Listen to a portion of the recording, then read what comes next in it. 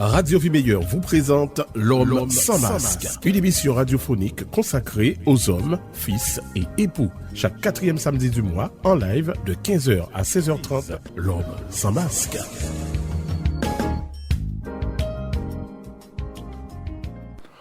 Le monde actuel est en quête de connaissances de toutes sortes.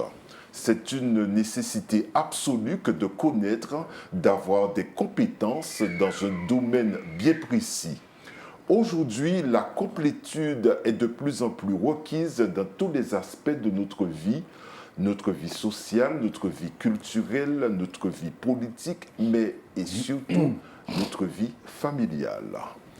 La relation familiale, la relation de couple, demande des qualités intrinsèques pour un bon équilibre et épanouissement de ses composants. Au cœur de tout cela, nous sommes tous et toutes concernés par ce qui nous unit, nous permet de grandir, de se sentir appartenir à un tout et surtout d'avoir des racines. Je veux parler de l'amour. Comment aujourd'hui développer l'amour dans le couple ? Comment répondre à ces cris, à ces attentes, ces désespérances qui résonnent dans tous les foyers et qui est l'objet de l'émission du jour « Chérie, enseigne-moi l'amour ». Quelle différence faisons-nous entre donner, partager et enseigner l'amour ? La relation de couple s'impose-t-elle ? Y a-t-il transmission d'amour de l'un vers l'autre et pourquoi ?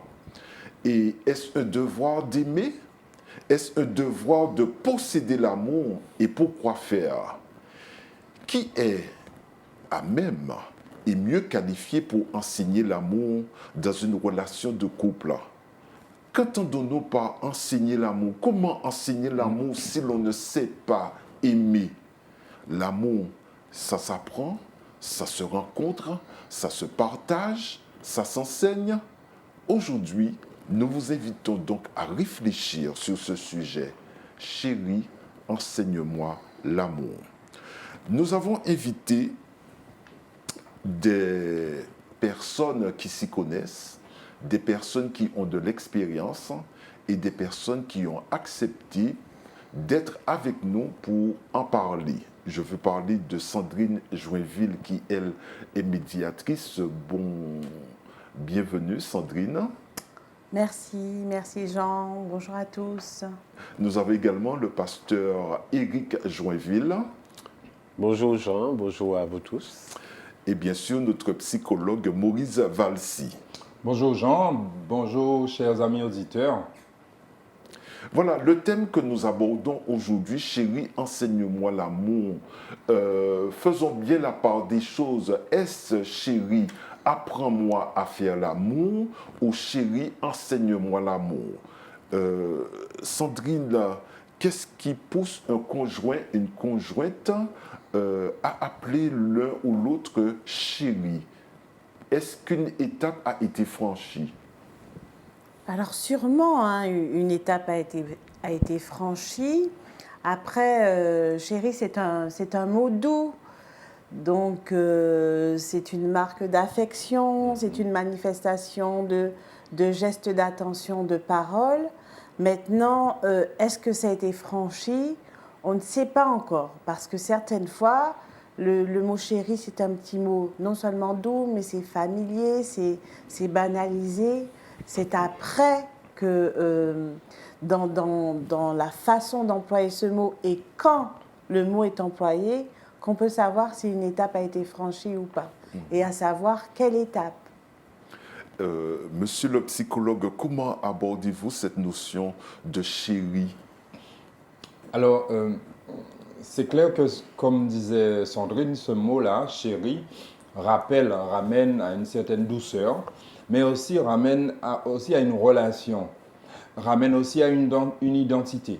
C'est-à-dire que celui qui appelle son conjoint ou son ami par chéri dit aussi « tu m'es cher ». Je te considère comme quelqu'un d'important, comme quelqu'un de valeur. je considère notre relation comme une relation chère. Elle est importante à mon cœur, elle est importante dans ma vie. Et donc, dès lors, on situe cette personne, on situe la relation à un certain niveau et qui peut effectivement dire quelque part que, ouais, il y a un certain nombre d'étapes qui ont été franchies parce que peut-être avant, à un certain moment, cette appellation ne venait pas, mais elle est venue là pour dire quelque chose et pour marquer la relation. Donc, en fait, dans ce mot, il y a beaucoup, il y a de l'émotion, il y a de l'affection, il y a des sentiments, mais il y a aussi surtout de la relation. Voilà, donc chérie, un mot affectif, comme tu le disais, Sandrine, c'est un mot affectif et notre psychologue nous faisait remarquer l'importance de ce mot dans la relation de couple et bien sûr dans les différentes étapes qu'il y a à franchir. Donc un premier pas a été franchi dans l'amour et comme ce premier étape a été franchi dans l'amour, eh bien je vais m'adresser à monsieur le pasteur pour, à son niveau, comment définit-il l'amour ? Alors, merci Jean pour cette question. Comment je peux définir l'amour? L'amour, c'est un grand mot, déjà, il n'est pas très long, A-M-O-U-R. Et je crois que c'est un mot que beaucoup aiment entendre. Nous tous, nous affectionnons ce mot. C'est un mot aussi que nous tous, nous aimerions avoir dans notre vie. Et en faisant quelques petites recherches sur le mot amour, je me suis concentré particulièrement sur les textes hébreux, les textes grecs. Nous voyons que et le verbe aimer, ça date depuis le commencement, depuis la Genèse. Mais cependant, ce mot amour, quand il est utilisé comme nous l'appelons ici, eh bien, on le trouve dans le livre de Samuel ou dans une complainte de David qu'il va faire quand il va perdre son ami Jonathan. Jonathan, et en même temps, il va perdre aussi son père, parce que David affectionnait aussi le roi Saül. Et il va parler de lui, il va dire même que cet amour qu'il avait pour Jonathan, c'était un amour qui était beaucoup plus fort que l'amour d'une femme. Donc, il dit que la femme, c'est quelqu'un qui aime, mais l'amour qu'il avait est beaucoup plus fort que l'amour d'une femme. Et c'est très intéressant de pouvoir faire ce parallèle entre l'amour d'une femme et l'amour que quelqu'un peut avoir, comme c'est le cas pour David, pour Jonathan. Alors, ce mot qui est utilisé, c'est Ahabab. Ahabab, et souvent on diminue sur le mot pour dire Abba. Mais c'est Abba. Ce mot, c'est cet amour, c'est cette expression que Dieu utilise pour aimer son peuple. Abba. Et nous avons aussi ce mot où quand Jésus parle de son Père, il dit Abba Père. Abba Père, Père bien-aimé. Donc c'est cet amour qu'il a pour Dieu, son papa. Donc je définis ce mot comme une affection, c'est un désir. Alors certaines personnes peuvent l'avoir aussi dans le couple, désir sexuel, mais cet amour originel que Dieu a pour son peuple. Mais on voit que c'est le même mot qui est utilisé non seulement pour parler de cette relation que Dieu a pour son peuple, mais aussi on a ce même mot pour le couple. Cette affection qui existe entre un homme et une femme. Ce même mot, c'est être très agréable. Donc vraiment, c'est quelque chose de fort quand on parle de ce mot Abab. Et cependant, quand je vais le prendre aussi un petit peu plus loin, on voit que, par exemple, Salomon, dans le livre de Proverbes, quand il présente son amoureuse comme une biche. J'aime bien, il dit « biche amoureuse et gracieuse gazelle, que ses seins te comblent en tout temps. Enivre-moi de l'amour pour toujours. » Et on constate que ce mot qui est utilisé, c'est Ab. Ahab, le premier amour, c'est-à-dire les amours uniquement au pluriel, hein, comme si c'est un amour qui ne diminue pas. Donc, si on parle de l'affection, on parle d'une tendresse, eh bien, c'est quelque chose, l'amour, c'est quelque chose qui enivre. C'est quelque chose qui rend heureux, c'est quelque chose d'agréable, si je devais définir l'amour. Voilà, vous nous avez bien parlé de l'amour du femme, de l'amour que la femme éprouve. Donc vous avez bien fait la différence entre l'amour que la femme éprouve, l'amour de Dieu pour l'homme, pour l'humain, l'humanité, et l'amour au sein du couple. Et bien voilà qui nous permet maintenant d'enchaîner et de parler maintenant de cet amour, de ce concept d'amour, est-ce qu'il se partage ou pas? Et là, je vais m'adresser à Sandrine Joinville, notre médiatrice, et à qui je demanderai, mais est-ce que l'amour, ça se partage? À la base, l'amour est le partage. À la base, on ne peut pas aimer si on ne partage pas, parce que l'amour, c'est l'autre, c'est l'altérité. Maintenant, à savoir, est-ce que la façon d'aimer est la même pour chacun? Et là, la réponse est non. On n'aime pas tous de la même façon.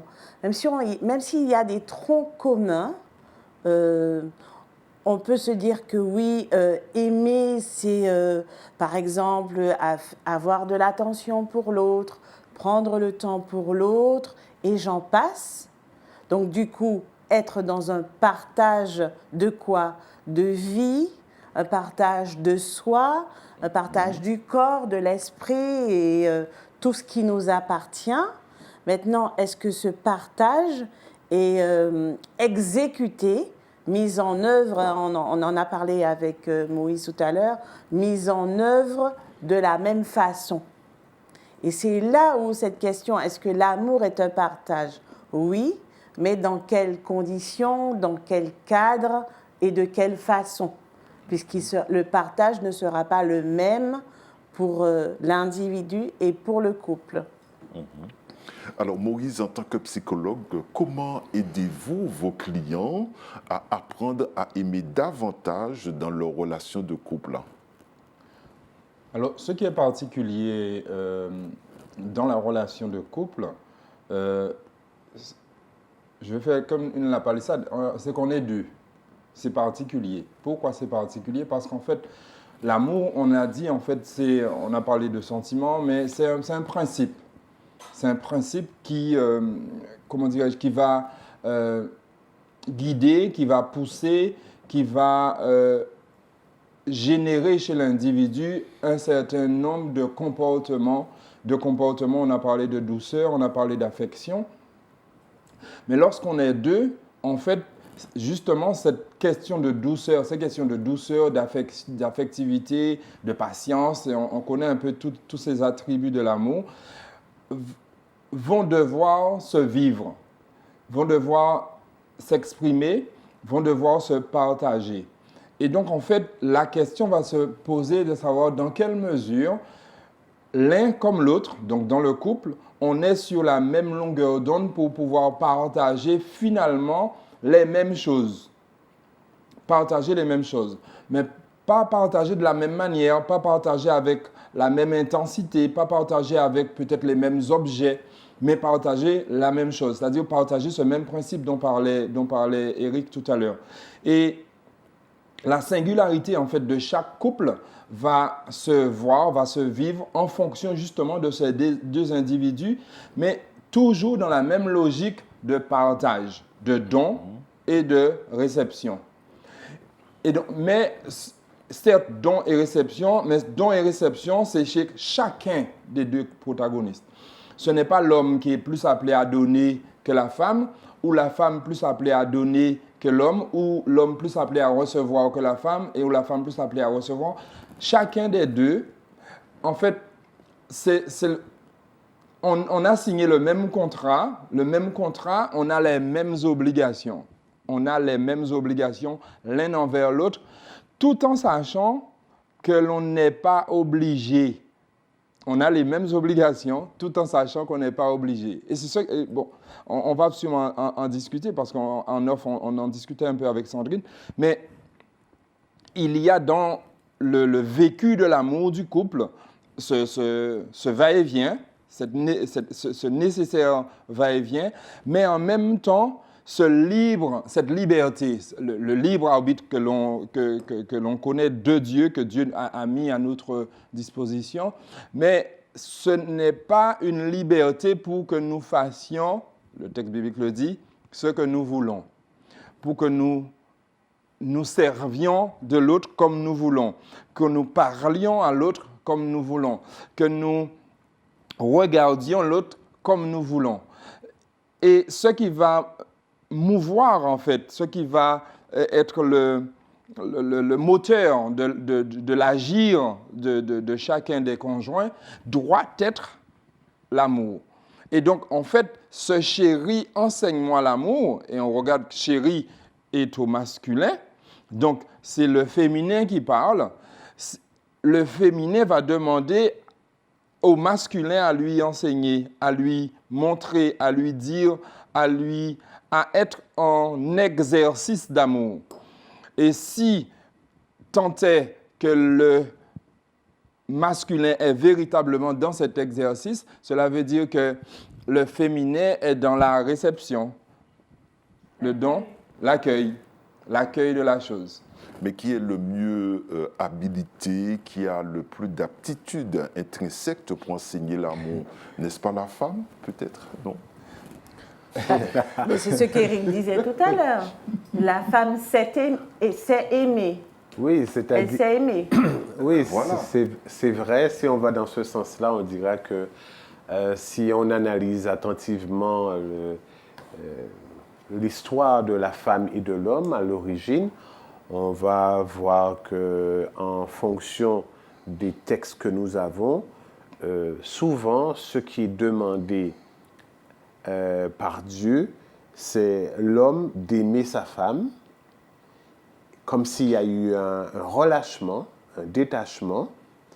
Et pour la femme, on ne trouve pas toujours ce mot « aime ton mari ». On trouve souvent « soumets-toi à ton mari », comme s'il y a eu un relâchement de la part de sa femme, un détachement pour ce qui concerne la soumission à son mari. Mais quand on regarde ce mot « soumettre », d'accord, on ne se soumet pas si on n'aime pas. Oui.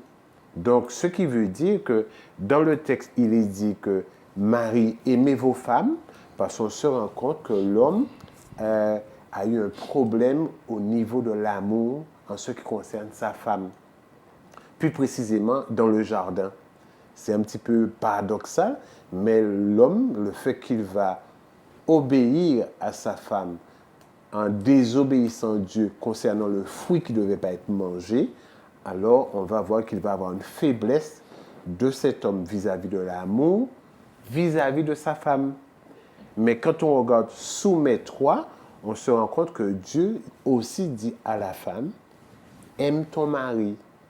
Mais Alors, dans ce soumettant. Dans se soumettre. Tu vois? Ce qui veut dire, si on suit le titre, dans Chéri, il y a déjà une marque d'affection, il y a une marque de douceur. Ça veut dire que j'ai pour toi, tu m'es cher à mon cœur, pour reprendre ce que dit Moïse. Tout à fait. Donc, tu m'es cher à mon cœur, je t'aime. Et pourtant, je te demande de m'enseigner l'amour. Et par rapport à ce que tu dis, le paradoxe, moi, je le vois surtout dans si tu dois enseigner, tu dois acquérir.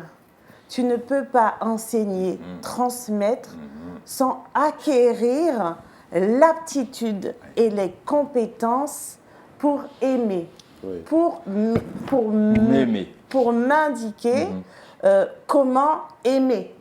Oui, ce que tu dis là, c'est vrai, Sandrine. Je regarde les exemples que nous avons. Alors, je prends toujours cet exemple et je fais ce parallèle entre Dieu, c'est-à-dire Dieu, et le mari. D'accord? Et souvent, nous avons ces textes. Marie, aimez vos femmes, mais il continue comme Christ a aimé l'Église et lui-même s'est donné pour elle. Et on sait c'est quoi le don que le Christ a fait. D'accord? Pour la sauver, il s'est donné. Donc cela veut dire que si on devait faire une sorte de parallèle, on aurait dit pour sauver la femme, le mari s'est donné à sa femme, lui-même. C'est-à-dire c'est quelque chose de volontaire.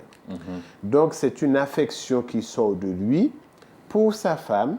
Et pour cela, quand il dit « aime ta femme comme Christ a aimé l'Église », cela veut dire que pour que l'homme puisse enseigner à sa femme l'amour, il doit regarder comment le Christ a aimé l'Église pour l'enseigner. Et Sandrine a bien dit que l'homme, lui, pour qu'il puisse donner, il faut qu'il ait.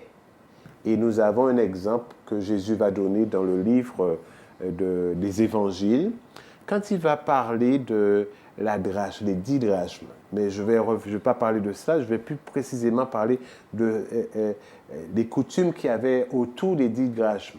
Quand le fiancé apportait à sa fiancée 10 pièces d'argent. Et ces 10 pièces avaient l'effigie du fiancé ou de l'époux. Et il apportait pour sa fiancée les 10 pièces avant de se marier. Et ça faisait partie de la dot qu'il donnait à sa fiancée. La dot. Donc, cette dot-là, ça sortait du patrimoine du fiancé. Donc, il prenait de son patrimoine pour donner à sa fiancée. Pourquoi? Parce que le jour du mariage, les 10 pièces devaient être mises sur le diadème de la femme. Ok. D'accord? Et elle devait apporter le diadème sur sa tête et devait avoir les 10 pièces. Et ces 10 pièces représentaient les valeurs que le mari attendait de sa femme. Mais vous allez remarquer, pardon? Il la couronne. Oui, il couronne, mais il donne ses valeurs à sa femme d'abord pour que le jour du mariage, qu'elle ait déjà ses valeurs.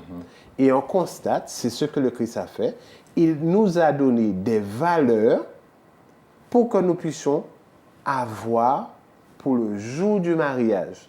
Donc, il devait enseigner à sa fiancée ses valeurs. Ça veut dire que quelque part, là on touche quelque chose de particulier. Si on reste dans l'exemple qu'a donné Eric, ça veut dire que ce n'est pas tant dans la relation de couple que cet enseignement-là se pose. Il se pose bien avant. Puisqu'il y a une acquisition. Il y a une acquisition. Maintenant, ça va se vivre, se dérouler pendant la relation de couple. Dans la conjugalité, on va vivre, mais ce qu'on a accepté déjà comme valeur. Tout à fait. C'est ça. Parce que la femme va accepter cette proposition de vivre ces valeurs-là, de vivre, d'être cela, de représenter ces valeurs-là. Et maintenant, ça pose réellement la question que Jean posait par rapport à vivre l'amour dans le couple, dans la relation de couple. Ce qui est aujourd'hui, c'est que ce n'est pas sur le modèle chérie, enseigne-moi l'amour. On n'est plus dans ce modèle-là, on est plus dans un modèle, j'allais dire d'équité, mais où en fait l'un ne doit pas demander ou être comme celui qui serait le pourvoyeur, celui qui porterait ou qui... Il ne faut pas de dépendance. Oui. Il ne faut pas qu'il y ait de dépendance. Qu'il y ait de dépendance. Qu'il y ait une espèce de rapport hiérarchique. La question du chef, dans notre siècle aujourd'hui, ça ne se pose pas. Et cela se pose aussi dans le vécu chrétien. Est-ce que véritablement nous avons la possibilité, nous comprenons ce vécu, chérie, enseigne-moi l'amour, et nous entrions en tant qu'homme, donc en tant que représentant de Christ, dans cette logique-là. Et psychologiquement, est-ce que ça fait écho chez nous? Parce qu'il est difficile d'avoir le sentiment d'être celui qui doit. Qui doit quoi? En termes de dette? Non, qui doit enseigner. Ok. Qui doit enseigner et qui doit avoir justement cette dot-là, ces 10 drachmes, qui doit porter cela. Finalement, c'est à l'homme, au mâle, de porter cela pour que la femme, l'épouse, puisse recevoir et vivre la chose. C'est ça. Mais dans ce portage-là se fait aussi dans un état d'esprit. Et on reste toujours dans cet agapé dont tu as parlé, cet amour, où en fait, finalement, c'est un don parce que tu es chéri, parce que tu mets cher ce don-là. Mais ce n'est pas dans un sens d'imposition encore. Oui, mais la demande en elle-même, parce que c'est une demande, chérie, enseigne-moi l'amour. Est-ce que la demande sous-entend que la femme n'a pas connaissance de ce qu'est l'amour? Alors tout à l'heure, tu as bien expliqué que la femme sait aimer.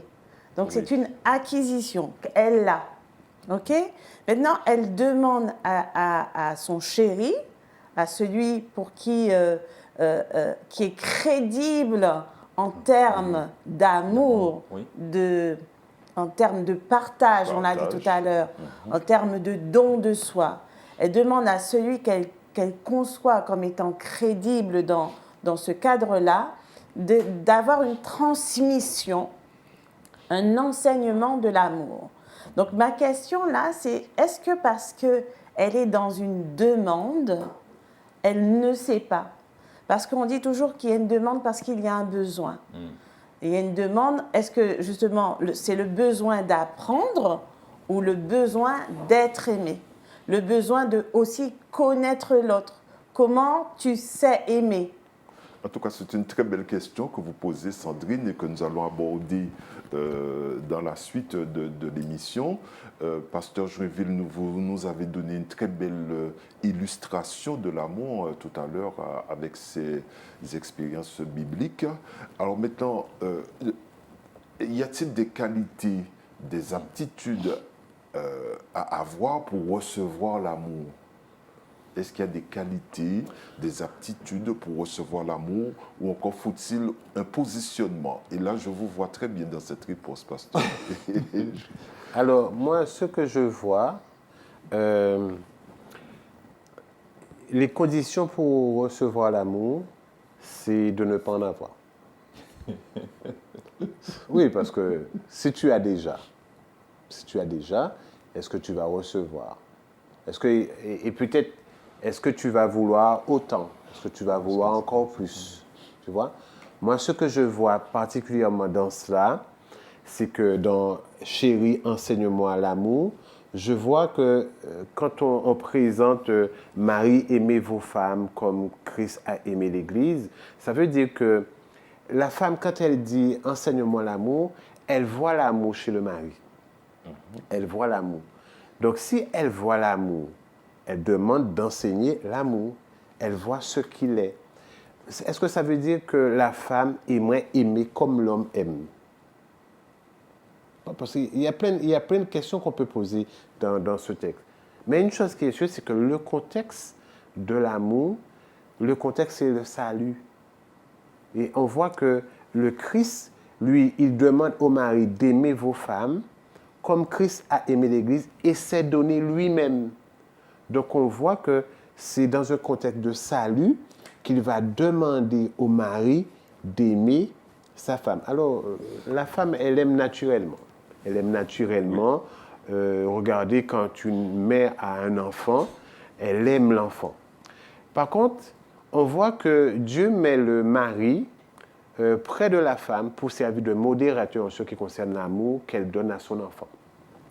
Parce que quand on a l'amour, quelquefois, on donne trop d'amour et on ne sait pas aimer.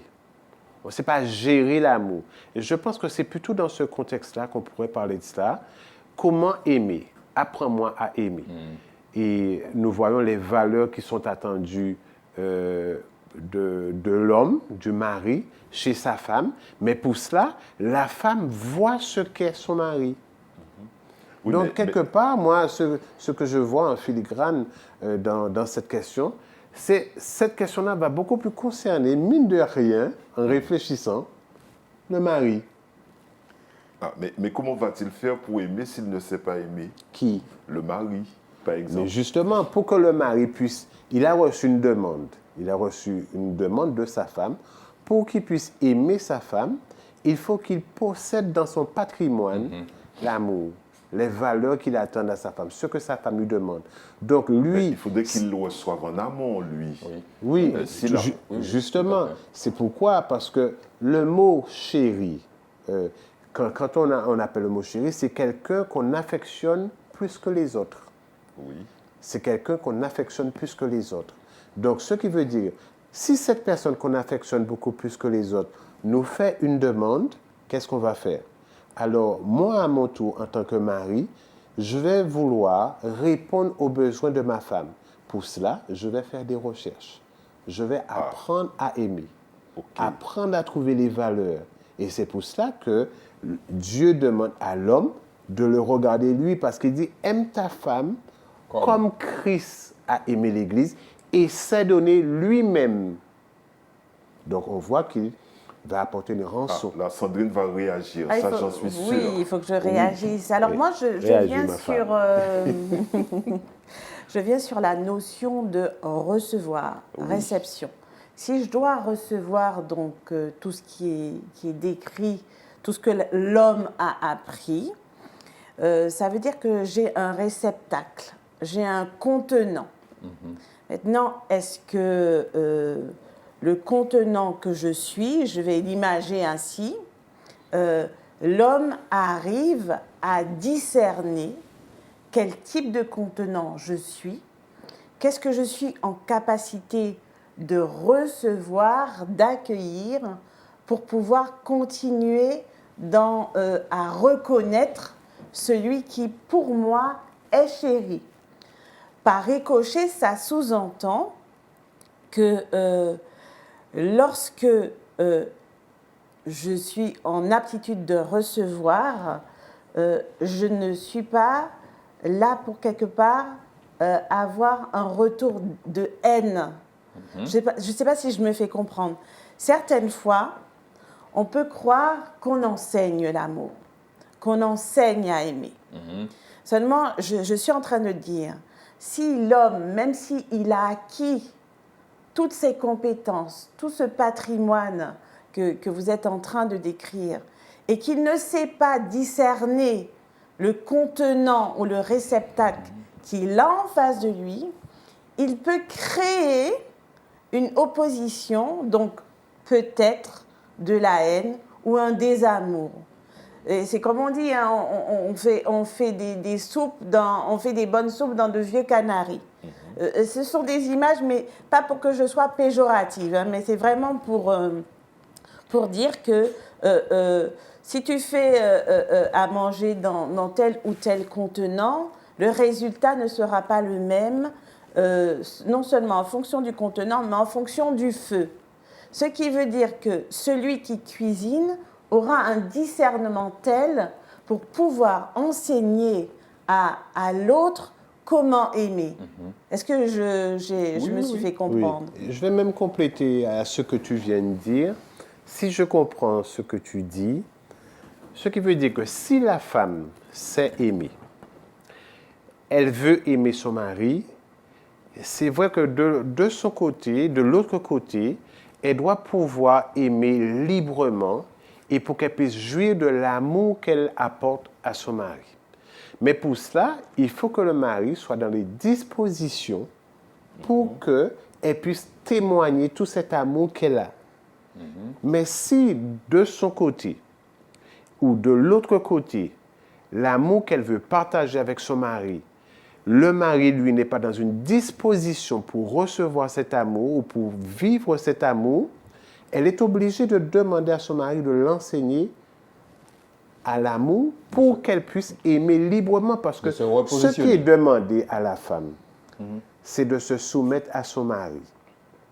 Ça veut dire que la femme doit être dans une disposition pour qu'elle puisse aimer son mari librement. Donc, le mari, lui, doit permettre à sa femme de l'aimer. Mais s'il y a quelque chose qui résiste, et ça, on va parler après, mais s'il y a quelque chose qui choque et qui bloque cet amour, eh bien, la femme ne pourra pas librement aimer son mari. Donc, ce qui fait qu'il y a des personnes qui ont plus facilement la possibilité d'aimer, ça se fait plus facilement chez certaines personnes que d'autres. Oui, parce qu'elle voit dans son mari quelqu'un qui l'aime. Et c'est pourquoi Dieu demande au mari... Ou pas. Oui, Quelqu'un qui l'aime ou pas. Ou pas. Parce que la façon dont tu vas m'aimer peut être différente de la façon que j'attends que tu m'aimes. oui. Et là- je vais c'est croire là- que et c'est c'est là. du désamour. Et ça peut être là tout le problème. En fait, si l'homme et la femme ne sont pas sur la même longueur d'onde, effectivement, je peux avoir le sentiment d'aimer l'autre et de ne pas l'aimer, mais de ne pas l'aimer. Pour moi, je l'aime, mais en fait, en réalité, l'autre ne se sent pas aimé. Cela pose une question, puisqu'on parlait effectivement de réceptacle et finalement aussi de personnes, de donneurs. Dans la définition de l'homme, du mâle et de la femelle, on est dans le sakar, la mémoire, et nekeba, réceptacle. Et maintenant, la question qui a été posée, c'est d'où il prend. En fait, nous disions, hein, on échangeait sur ça, d'où il prend, lui, l'homme qui doit donner. Mais la seule source, c'est Dieu. Oui, la source de l'amour. Parce que pour qu'il puisse réellement faire en sorte de donner, d'aimer comme Christ a aimé, c'est de Dieu qu'il doit recevoir. Ce qui veut dire que ça responsabilise déjà premièrement les hommes à entrer dans cette logique de connaître, de savoir comment on aime selon Christ, comme tu disais Eric, et de s'inscrire dans cette logique d'acquisition de cet amour-là, de cet agapé, et pour le mettre maintenant en exergue. Mais l'amour, c'est un principe. L'amour ne se voit pas comme ça au départ. Tout à fait. Mais le principe, on va le mettre en exercice par les actions, par les actes qu'on va poser à l'endroit de l'autre des autres.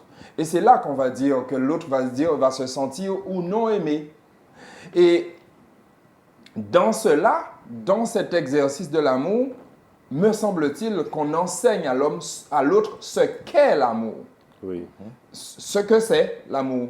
Et plus on va enseigner à l'autre qui nous est cher, plus en fait l'autre va se sentir aimé et va, comme dit Eric, poser cette soumission.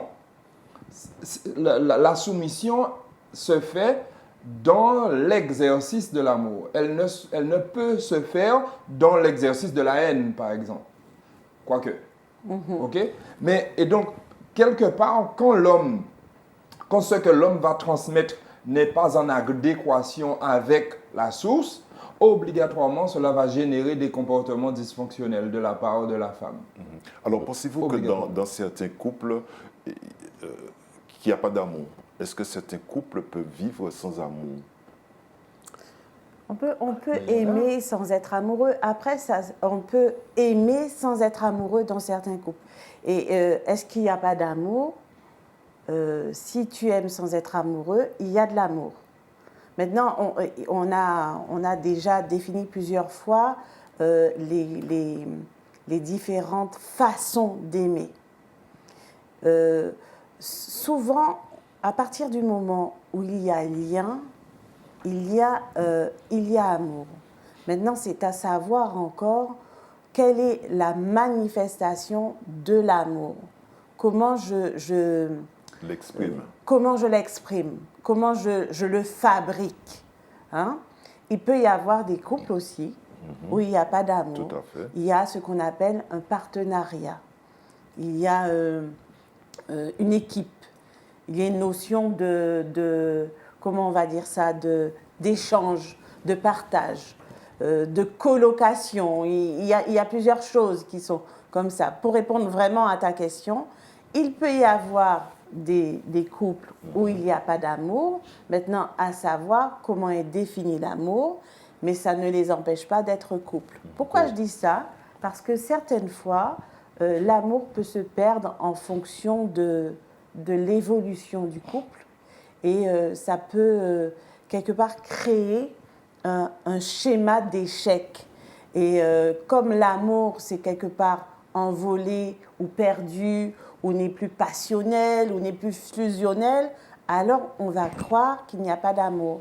Et c'est ce que Moïse a dit tout à l'heure, un repositionnement, une redéfinition de ce qu'est l'amour, pour après rester dans cette demande d'enseignement de l'amour et de ses valeurs.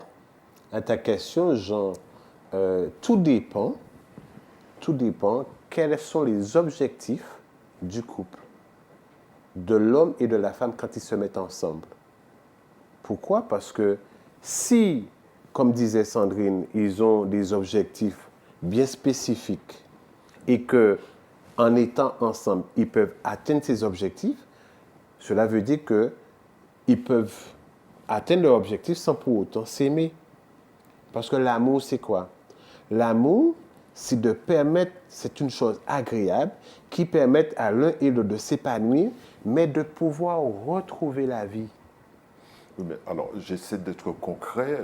Nous prenons l'exemple d'une jeune fille qui n'est pas bien chez elle. Elle n'est pas bien chez elle. Et pour sortir de cet emprisonnement et tout cela, donc elle décide de se marier. Comme ça, elle est libre maintenant. Elle a épousé quelqu'un. Mais ceci ne veut pas dire que c'était peut-être pour échapper à tout ce qu'elle vivait dans la maison, sous le toit paternel. Donc, elle décide de se marier. Et maintenant, après, est-ce que c'est vraiment par amour ou pour échapper à ce qu'elle vivait? Comment... Mais pour échapper à ce qu'elle vivait, elle va se rassurer qu'avec la personne avec laquelle elle va se mettre, que ce n'est pas la même chose qu'elle va vivre de la maison. Donc, elle va se mettre sous un autre joug. Elle devrait. Mais au départ, elle voit quand même cette personne est différente que ce qu'elle vit à la maison. Donc, elle va se mettre sous un autre joug, d'accord, une sorte de dominance. Mais c'est vrai qu'on ne sait pas par la suite qu'est-ce qui se passe. Et c'est vrai qu'il y a beaucoup de personnes qui se mettent ensemble, mais qui n'ont pas pris le temps de pouvoir discuter. Discuter pour savoir vers qu'est-ce que nous voulons faire ensemble. Et c'est pourquoi l'objectif doit être mis sur la table d'abord avant de pouvoir faire couple. Oui, parce que l'enjeu, là, dans l'exemple que tu es en train de décrire, ce n'est pas d'aimer et d'être aimé, c'est d'être libre. Oui. De sortir sous justement un joug parental pour avoir une liberté. Et je rebondis sur ce que Eric a dit. Tu as dit qu'elle se remet sur un autre joug. Donc finalement, est-ce que se marier avec l'autre, c'est devenir esclave? Alors, comment alors demander d'aimer? Oui. Comment alors être dans cette demande de chérie, tu vois? Oui. Parce que là, elle cherche la liberté, donc elle se marie, et de cette demande-là, est-ce qu'elle va être formulée? Est-ce qu'elle va arriver à ce stade-là, bien qu'on a vu que le premier enjeu n'est pas l'amour, c'est la liberté?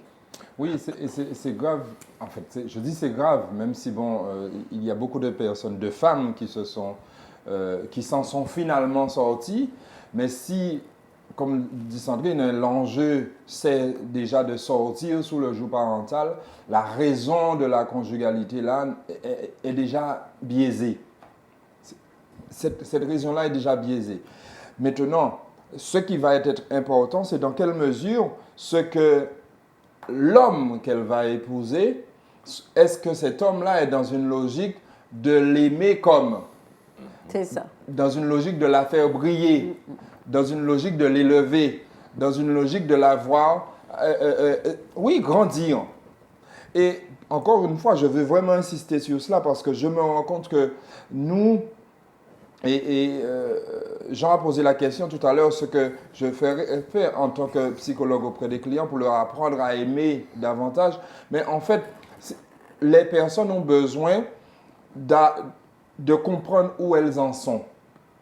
Et cet homme-là doit aider, dans l'exemple cité, aider cette jeune fille, cette jeune femme, cette épouse finalement, à comprendre où est-ce qu'elle en est, à comprendre ses besoins, à exprimer ses besoins et maintenant à pouvoir échanger. Et c'est là le partenariat conjugal va se mettre en place pour qu'on puisse aller vers quelque chose que l'homme visualise déjà. Il sait où il va emmener son épouse, de meilleur que dans le vécu parental. Il veut qu'elle puisse devenir autre chose, qu'elle puisse finalement devenir cette chair-là, Donc, il y a une transformation qui doit se faire. Il y a un projet de transformation. D'accord. De la femme, c'est ce que vous dites? Vous êtes tu es en train de dire... On est en train de dire que, que notre pasteur... Ah, maintenant c'est le pasteur. Hein? On est en train de dire que notre pasteur nous a bien fait voir que les hommes sont appelés à aimer leurs femmes comme Christ. Et dans la suite du texte, il dit bien comment Christ a aimé l'Église pour la faire paraître.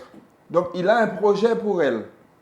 Et c'est cette femme-là qui sort de chez ses parents pour les raisons pour lesquelles elle sort. Mais est-ce que cet homme-là a un projet, a ce projet-là d'élévation pour elle, véritablement, ou simplement de se positionner comme un lieu où elle va pouvoir se poser différent du lieu où elle était. C'est ça.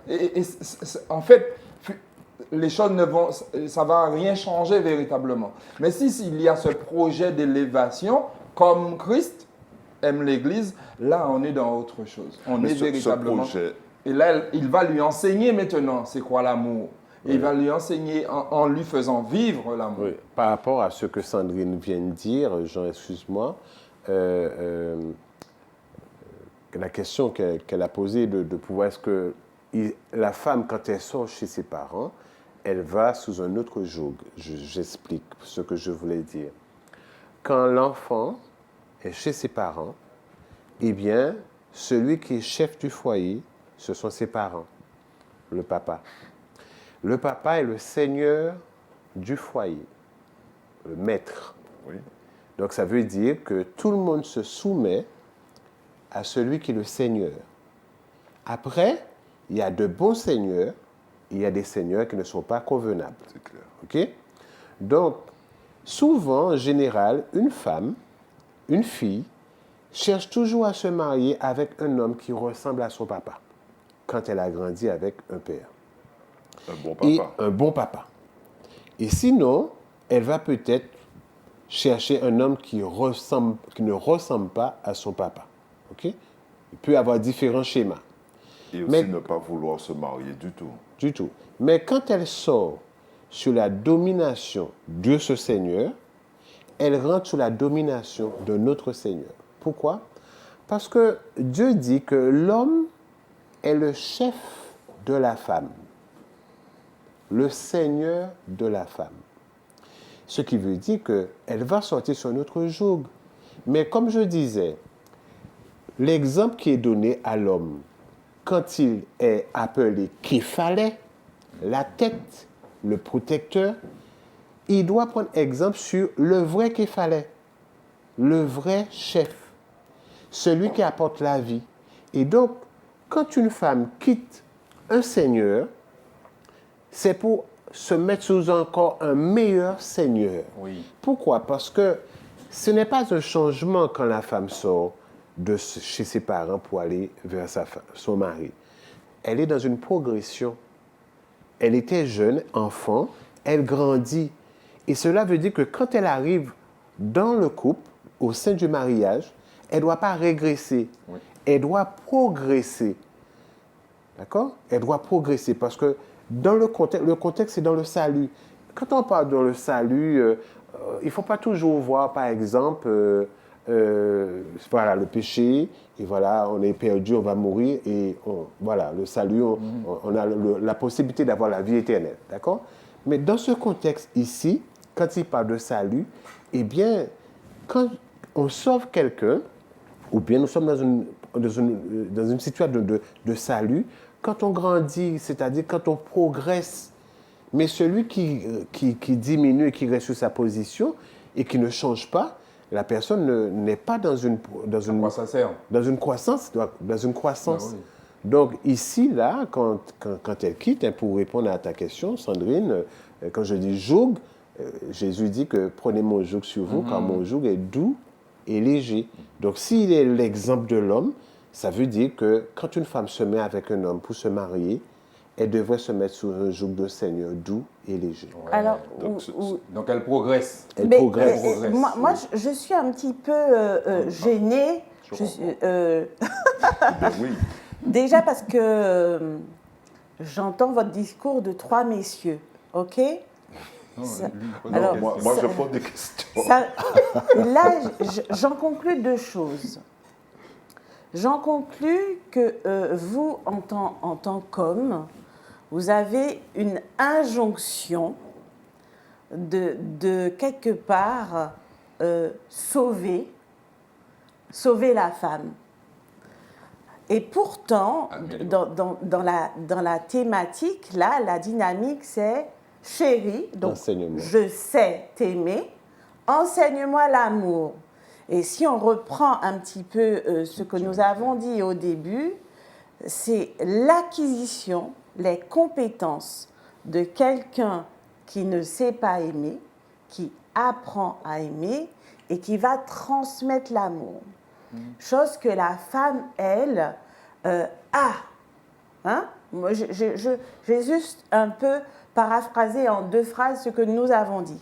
Donc, si la femme sait aimer et a l'humilité, je le dis ainsi, parce que depuis tout à l'heure, vous avez parlé de salut, de soumission.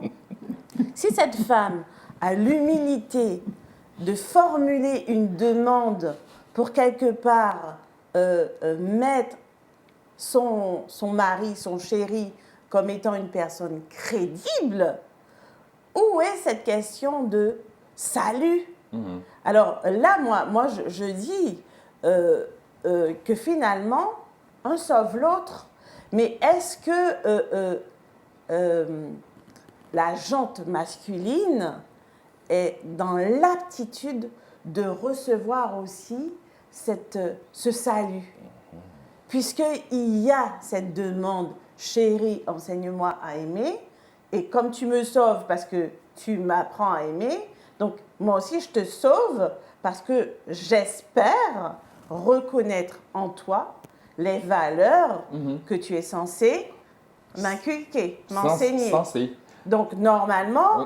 Pourquoi je dis ça? Parce que on aurait tendance à croire dans le discours que vous êtes en train de formuler que, en fait, la femme se marie parce que finalement, elle a pas tout ça.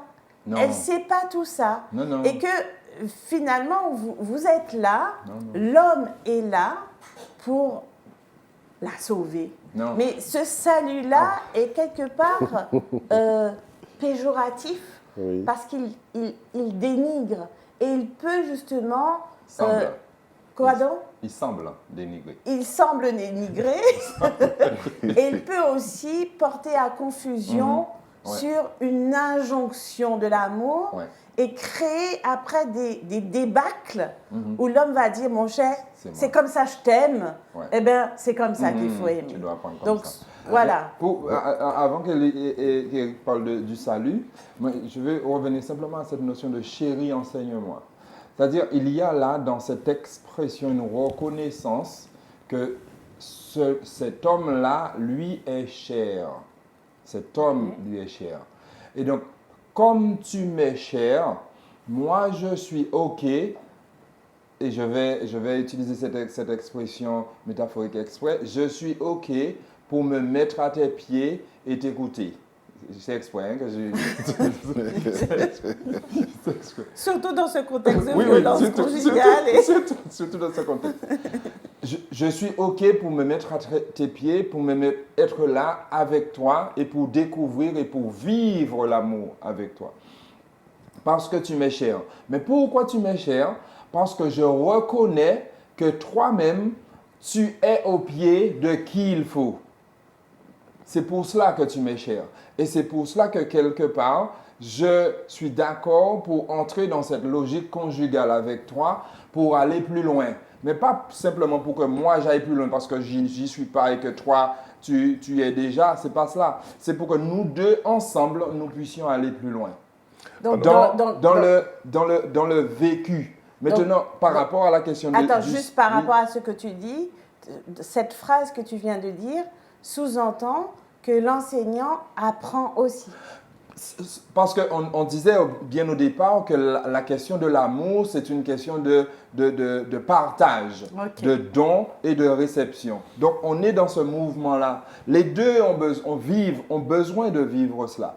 Seulement, et je vais laisser Eric continuer sur la question du salut. Oui. Parce que dans le texte, c'est à l'homme qu'il y a quelque chose de particulier qui est posé. Donc. Alors, moi, finalement, après tout ce que vous venez de dire, la question se pose là, mais quel est le rôle de la femme? Alors, c'est ça que j'enlève quand même l'ombre. Oui. J'enlève quand même l'ombre qui s'est posée. D'accord? L'homme qui s'est posé. Nous ne devons pas oublier dans nos émissions précédentes que nous avons montré que la femme, c'est une aide que Dieu va donner à l'homme, mais semblable. Ce qui veut dire que, sans oublier que la femme sort de l'homme. Donc, cela veut dire que c'est sa propre chair. Donc, l'homme, en maltraitant sa femme, maltraite son propre corps. Ce qui veut dire que s'il est dans une dimension d'échec, d'accord, alors, par la façon qu'il entraîne sa femme, alors il entraîne les deux dans l'échec. Okay? Donc, quand on parle de salut, ce que je voulais faire ressortir, ce n'est pas vraiment quand je dis que la femme, elle est à sauver, parce que certaines personnes disent déjà c'est elle qui a péché et qui a entraîné l'humanité, mais ce n'est pas dans cette notion. C'est-à-dire que ce que Sandrine dit, c'est très important. Pourquoi? Parce que la femme fait partie de l'homme. Et ainsi, le fait qu'elle va poser la question à son mari ou lui demander « enseigne-moi à t'aimer », elle va permettre à ce que son mari soit transformé en cherchant à aimer sa femme, d'accord, ou en l'apprenant à aimer, parce que lui devra s'acquérir de cet amour. Il devra s'acquérir de cet enseignement qu'il prendra auprès de l'auteur de l'amour, et ainsi, ils vont former un, mais il ne va pas avoir une question de dominance ou pas. C'est-à-dire qu'il est là, la femme lui demande de l'apprendre à enseigner, de l'enseigner à aimer, d'accord? Donc lui, à son tour, l'humilité qu'il a et la place, c'est-à-dire ce qu'il représente pour la femme, parce que la femme le considère comme le képhalet, celui qui prend soin, celui qui protège, son chef. C'est son chef. Que la femme veuille ou pas, le mari est le chef du foyer, c'est-à-dire le protecteur. Donc, le mari, lui, à son tour, il doit jouer le rôle du vrai chef. Pas de dominant, mais celui qui prend soin. Et en prenant soin de sa femme, il sauve son couple.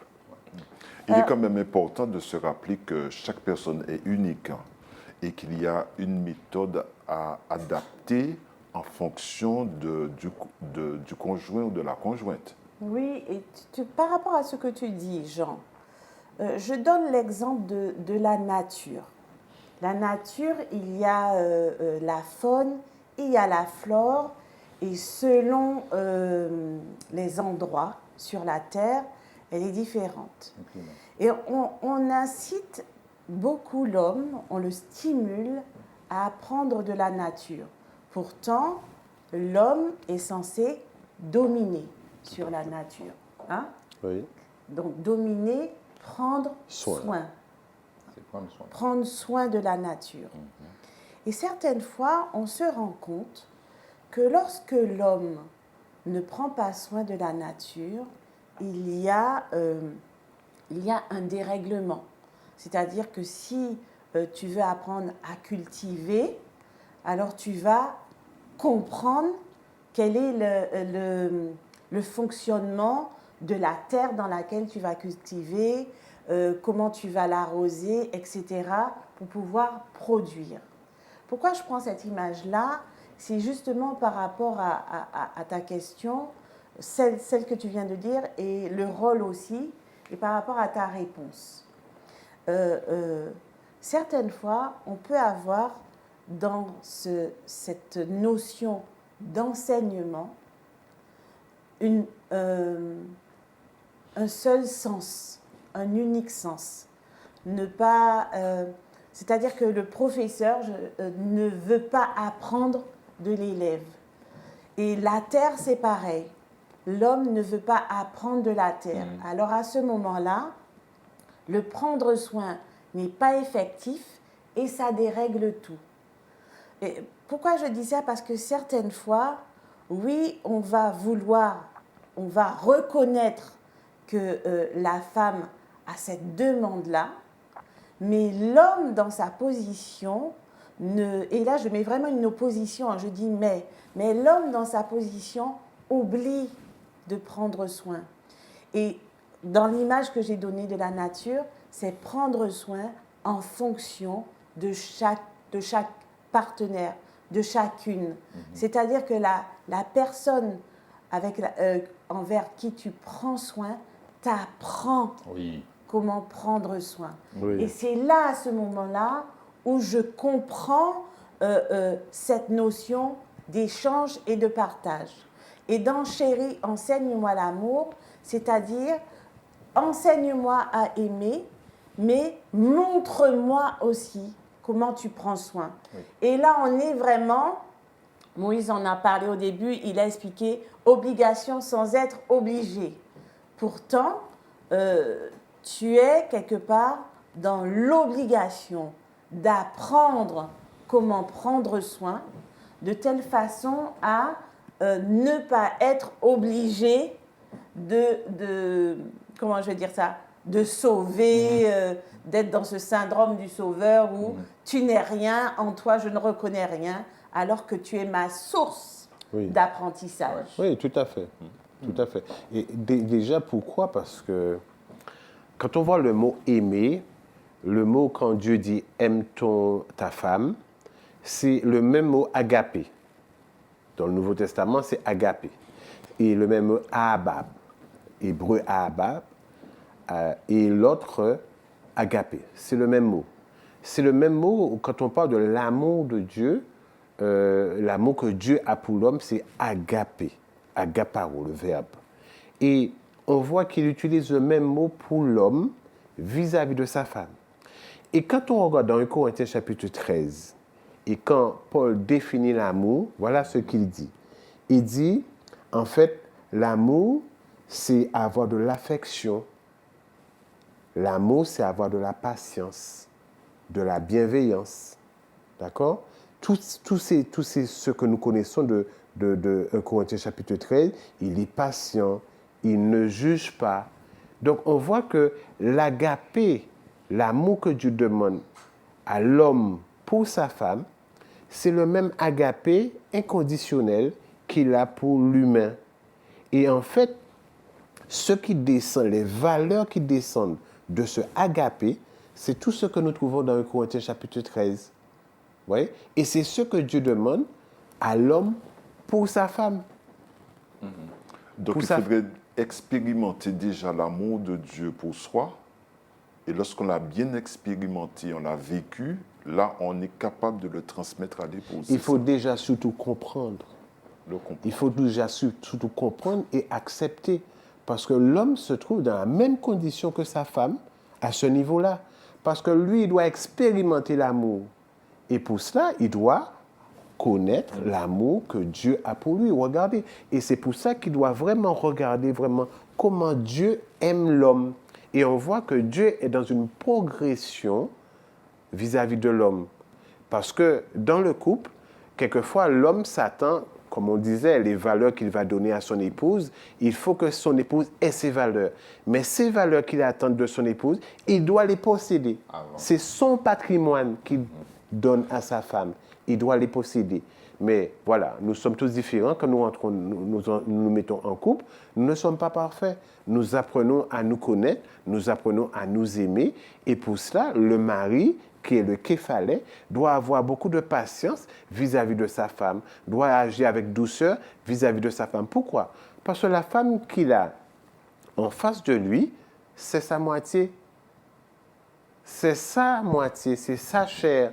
Et c'est pour ça, quand il dit chérie, carus, care, prendre soin, eh bien, il se trouve dans une position pour apprendre et enseigner à sa femme comment aimer. Et nous regardons depuis la Genèse jusqu'à l'Apocalypse comment Dieu fait avec l'Église, sa femme, qui viendra chercher.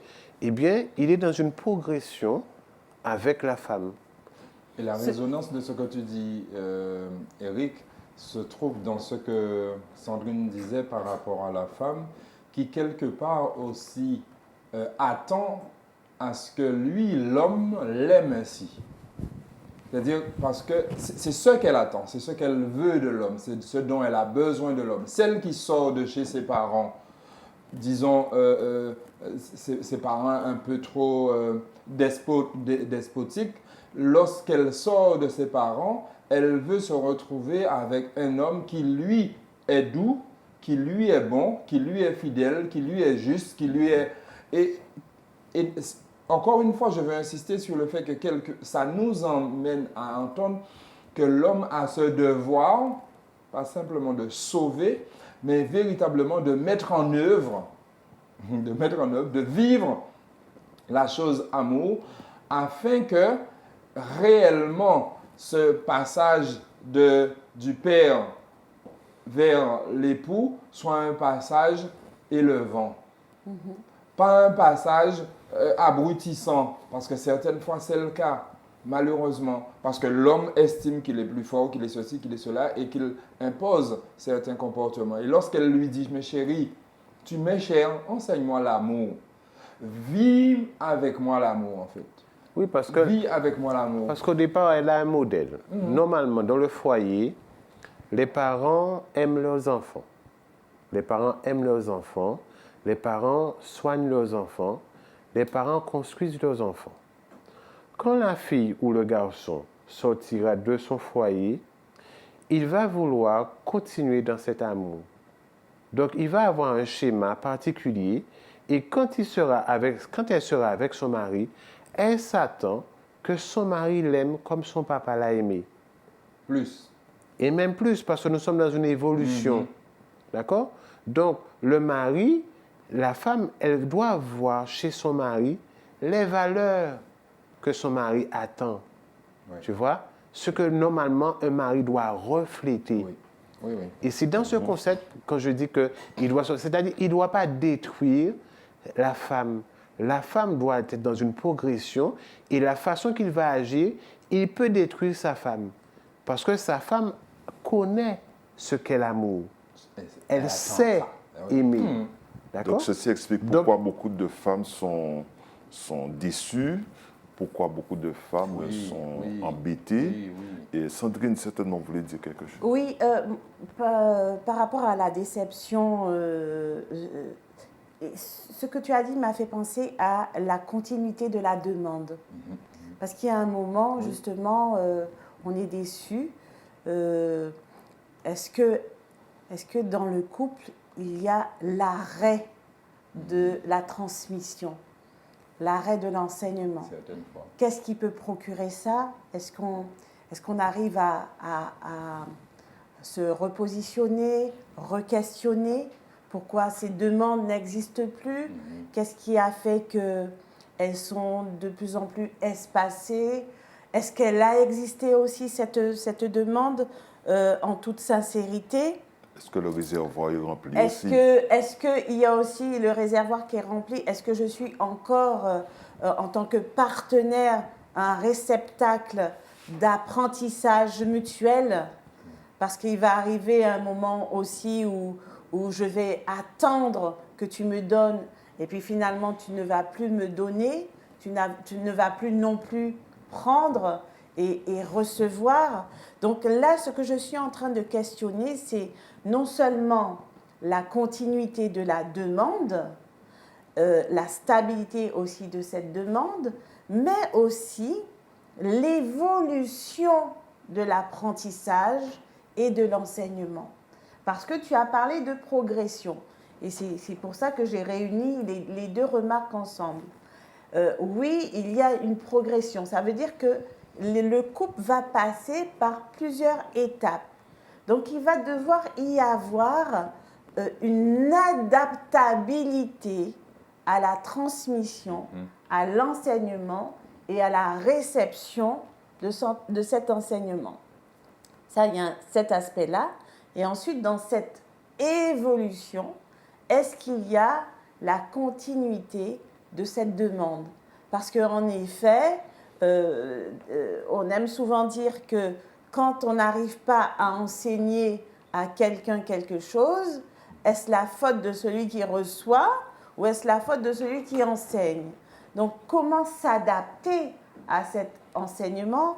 Que mettre en place? Dans quel contexte? Dans quelle disposition? Et comment aussi vérifier que cette demande-là, elle existe encore et ce peu importe, on va dire, l'amour en lui-même. C'est-à-dire on passe de la passion à la fusion et à l'amour d'un couple solide ou un jeune couple ou les couples en crise aussi. C'est ça. Tous ces aspects qu'englobe l'amour. Tout à fait. Cela me rappelle, vous avez parlé, cher psychologue, du projet que l'un a pour l'autre. Ce projet doit-il être annoncé à l'avance avant d'entrer en couple? La future conjointe doit-elle s'enquérir de savoir, mais tu veux m'épouser, mais quel est ton projet pour moi? Tu veux m'épouser, d'accord, mais quel est ton projet? Est-ce que ça doit rester à son niveau, lui? Bon, j'ai mon projet pour toi, mais est-ce que je le transmets ou pas? Qu'en pensez-vous? Dans les temps d'accompagnement de couple, ce qui est dommage, c'est que très souvent, le couple qui vient, c'est un couple déjà formé et qui a déjà un background, qui a déjà un vécu et qui vient voir pourquoi ça coince. Un peu les questions que posait Sandrine tout à l'heure. Mais il est vrai aussi que si c'est un couple qui est en formation, qui est en train de s'interroger, oui, ce genre de questions, ce sont celles qu'il faille poser. Et je le dis singulièrement aux femmes, aux jeunes filles qui veulent se marier, posez ce genre de questions à l'homme. Demandez-lui quel est son projet. Parce que pour moi, c'est aujourd'hui de la responsabilité de l'homme à poser le projet. Après, c'est de la responsabilité du couple ou futur couple à finaliser, à peaufiner ce projet-là. Mais il est nécessaire que l'homme ait déjà un projet pour... Eric a parlé, on parlait de salut, pour un peu titiller Sandrine, de salut pour son épouse. Mais quelque part, en fait, on est dans cela, on est dans cette idée-là. Et si cet homme-là n'a pas un projet d'élévation, un projet d'avancement pour son épouse, en fait, certaines fois et très souvent malheureusement, il attend que ce soit elle qui lui dise qu'est-ce qu'il faut faire. Pour moi, dans le miroir, Jésus n'attend pas à ce que l'Église lui dise ce qu'il doit faire. C'est lui qui vient et qui propose, c'est lui qui vient et qui donne, c'est lui qui vient et qui se donne. Et donc, si nous restons réellement dans cette logique-là, nous avons à changer de paradigme. Et les femmes, les jeunes femmes, ont à changer aussi dans leur positionnement par rapport à la question de l'amour, parce que c'est bien ce dont il s'agit. C'est que l'on se dit que comme il m'aime, comme elle m'aime, ça va. Mais vraisemblablement, l'histoire du couple, l'histoire de la famille dit que ce n'est pas vrai. Parce que justement, très souvent, on se base sur l'amour éros, qui est teinté d'émotions, simplement d'émotions et de sentiments, et qui, à la mesure des difficultés, à la mesure des années, tend à s'effriter, tend à se déliter, différemment de l'agapé, qui doit être ce chapeau qui emmène le couple à continuer à avancer et qui fait la base de la construction, la base, le départ de la construction. Et c'est sur cette base-là que le couple est appelé à se construire. Donc, pour répondre directement, oui, il y a nécessité que cette question-là soit posée singulièrement à l'homme, aussi à la femme, en deuxième Alors, niveau, Sandrine, les singulièrement. femmes posent-elles, s'inquiètent-elles de ce projet? Alors, sûrement, peut-être, au jour d'aujourd'hui, on ne sait pas vraiment toutes ces questions-là. Est-ce qu'on se les pose? Ça va très, très vite. Et par rapport à ça, ce que je veux soulever dans ce que Moïse était en train de dire, c'est les tiers qui ont connaissance de cet enseignement. Parce que justement, Moïse est en train de dire, il incite les jeunes filles ou les jeunes hommes à demander, à questionner. Ça veut dire quelque part, si disons je fais une formation et que j'ai les astuces pour réussir cette formation, est-ce que je vais, pour celui qui va faire cette formation, lui dire fais attention, quand ce professeur-là va te dire telle et telle chose, vérifie que c'est ça qu'il dit ou c'est pas ça qu'il dit, parce qu'il aura des attentes en fonction de son cours. Et dans l'intervention de Moïse, j'entends cet appel à la sensibilisation, à ce qui peut être posé ou pas posé, ce qui peut être difficile ou moins difficile, pour pouvoir quelque part, je ne vais pas dire réussir l'examen parce que c'est beaucoup trop rigide, réussir l'examen. Ouais. Parce que le couple est vivant, le couple vit des crises, le couple passe par des étapes. Mais je vais surtout dire pour avoir plus ou moins des outils qui seront quelque part à mon discernement, à un tel moment, pour les utiliser afin de continuer la pérennité de l'échange, du partage. Et certaines fois, il y a refus de la part de certains partenaires d'utiliser des outils qui pourraient être quelque part en utilité à leur couple. Alors, il y a deux choses.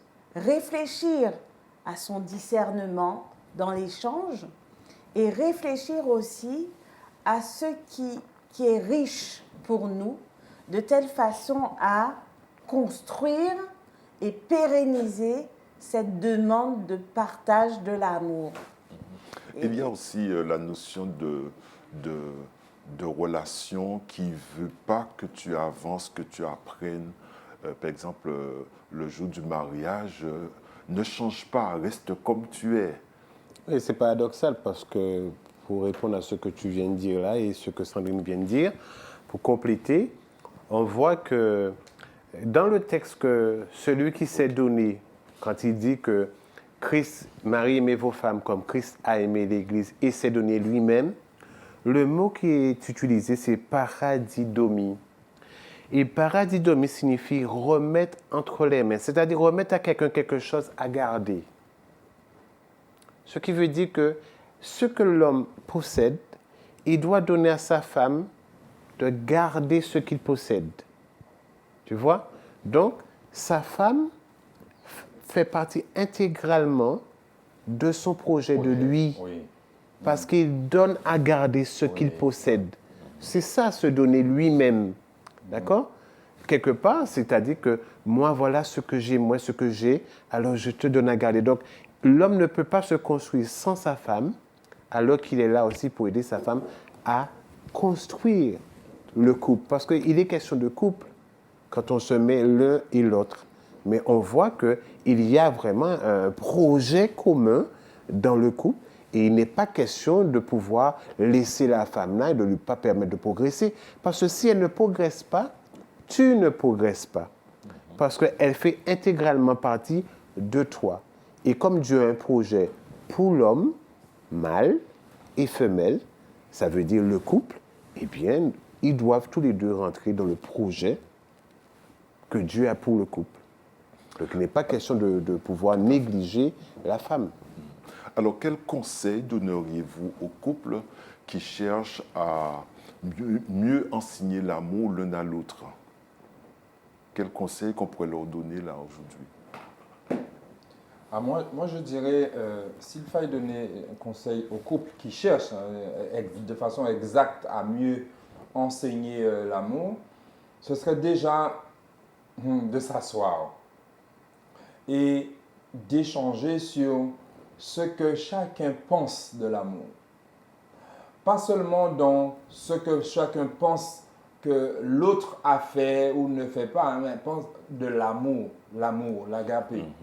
Qu'est-ce que quelle est la vision que chacun a de l'amour? Ensuite, que chacun puisse essayer d'exprimer, lui, elle, comment il pourrait vivre cet agapé avec cette personne. Et là, cela permettrait au couple de pouvoir définir un projet d'amour, un projet de vie ensemble. Et peut-être que c'est pour 3 ans, 4 ans, peu importe, même si on a déjà eu 30 ans, 40 ans, 50 ans de mariage, on a toujours la possibilité de vivre véritablement quelque chose qui est de l'amour réel. Et en fait, et dès lors, travailler encore à notre salut, à notre transformation, à notre bien-être. Parce qu'en fait, on entre en couple, on entre en conjugalité pour travailler à notre bien-être, pour s'élever ensemble, pour grandir. Et si réellement on n'arrive pas à faire cela, à se poser et à parler de l'amour, je parle bien de l'amour, et à parler de notre amour, en fait, on a besoin d'une tierce personne. On a besoin de voir quelqu'un afin d'être aidé, là, médiatrice, psychologue ou pasteur. On a besoin d'être aidé. Tout à fait. Alors moi, par rapport à ce conseil, ce que Moïse soulève, c'est intéressant, c'est-à-dire ces temps-là de discussion, de redéfinition sont importants. Et puis surtout, se dire quelle est la place de chacun. Parce qu'un projet s'organise et a besoin de cohérence et de cohésion. Donc, dans le couple, quelle est la place de chacun de façon à ce que, justement, on reste dans cette aptitude d'apprentissage et d'enseignement, et ensuite se dire de quelle façon je vais adapter progressivement la notion de l'amour au sein de mon couple. Tu peux reposer la question, Jean? Ma question était déjà... Quel conseil? Quel conseil donneriez-vous aux couples qui cherchent à mieux enseigner l'amour l'un à l'autre? Bon, le conseil que j'aurais donné, c'est de se poser la première question, qui suis-je? Il faut savoir qui on est. Si on croit on est juste par hasard sur la terre et que voilà, c'est l'évolution, c'est la nature, on apparaît, un homme, une femme font un enfant, il grandit, on lâche cet enfant dans la nature et ça perpétue comme ça. Alors je pense qu'on ne pourra pas vivre cette vie qui nous était réservée. Il faut savoir qui on est. Et à partir de la réponse qu'on a, en sachant que voilà, on est une belle créature, quelqu'un qui a été voulu, planifié par Dieu de pouvoir apparaître sur la terre, et qui a un projet qui lui est réservé propre, alors à partir de là, je pense qu'on peut travailler pour le projet que moi qui crois qu'on a été créé par Dieu et qu'il n'y a aucun enfant qui soit sur la terre par hasard, même dans des situations vraiment tragiques, Dieu a un plan pour lui. Et à partir de là, eh bien, il peut construire. Il peut, on sait d'où il est, qui il est, alors il saura où il va. Quel est le plan? Où il va?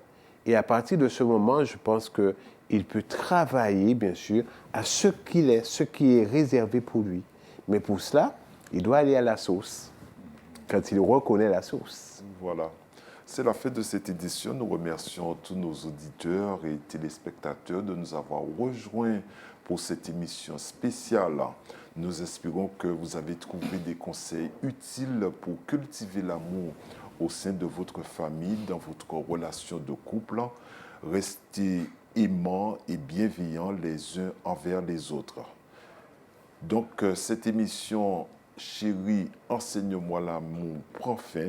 Nous avons exploré les profondeurs et la signification de l'amour dans la relation, bien sûr, de couple et comment il peut être enseigné et partagé, et ainsi que les défis et l'épanouissement qui en découlent.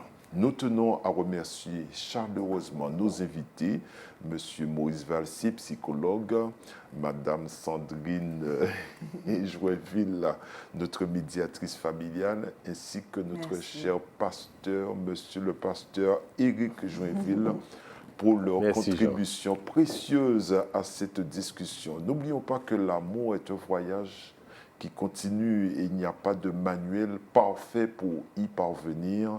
Chaque relation de couple est unique et il est important pour tous et toutes de cultiver l'amour. Alors, cultivons l'amour. C'était L'Homme sans masque sur les ondes de la 93.3 et le YouTube Live de Radio Vie Meilleure. Présenté, animé par Jean Holder. L'Homme sans masque.